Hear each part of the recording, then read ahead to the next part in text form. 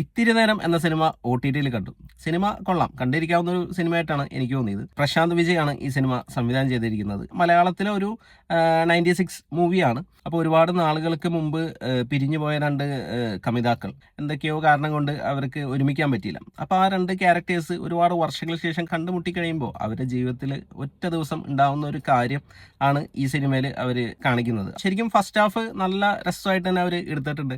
ക്യാരക്ടേഴ്സിൻ്റെ ഇൻട്രൊഡക്ഷനും പിന്നെ ഇവർ മീറ്റ് ചെയ്യുന്ന സംഭവം പിന്നീട് ഉണ്ടാവുന്ന ഒരുപാട് കാര്യങ്ങളൊക്കെ. അപ്പം നമുക്ക് ഒരു നഷ്ടപ്രണയമൊക്കെ ഉണ്ടെങ്കിൽ നമുക്ക് ആ ഒരു സീനും കാര്യങ്ങളൊക്കെ നന്നായിട്ട് റിലേറ്റ് ചെയ്യാൻ പറ്റും. അപ്പം നല്ല രസമായിട്ട് തന്നെ അത് പ്രസൻറ്റ് ചെയ്തിട്ടുണ്ട്. സെക്കൻഡ് ഹാഫിലേക്ക് വന്നപ്പോൾ ഉള്ള കുറച്ച് സംഭവങ്ങളാണ് എനിക്കത്ര വർക്കാവാതെ വന്നത്. ആ ഒരു ഫീല്, ആ ഒരു മൂഡ് മാറിയിട്ട് കുറച്ചൊരു കോമഡി ജോണറിലേക്ക് സെക്കൻഡ് ഹാഫ് ഷിഫ്റ്റ് ആയി. സെക്കൻഡ് ഹാഫിൽ ഒരു യാത്രയാണ് വരുന്നത്. അപ്പോൾ ഓരോ പ്ലേസുകളിൽ ചെല്ലുമ്പോഴും ഇവരെ പഴയ ഓർമ്മകൾ ആ സീനുകളുടെ ഇടയിലൊന്ന് ഫിറ്റ് ചെയ്ത് കൊടുത്തിരുന്നെങ്കിൽ കുറച്ചും കൂടി ഒന്ന് നമുക്ക് പ്രേക്ഷകർക്ക് കണക്റ്റ് ആയേനെ. ക്ലൈമാക്സിലേക്ക് വന്നപ്പോൾ സിനിമ കുഴപ്പമില്ല. ക്ലൈമാക്സ് എൻഡിങ്ങും പെർഫെക്റ്റ് ഒരു എൻഡിങ് ആയിരുന്നു. പെർഫോമൻസിലേക്ക് വന്നു കഴിഞ്ഞാൽ റോഷൻ മാത്യുവും സെറിൻ ഷിഹാബും അടിപൊളിയായിട്ട് അവരുടെ കഥാപാത്രങ്ങൾ ചെയ്തിട്ടുണ്ട്.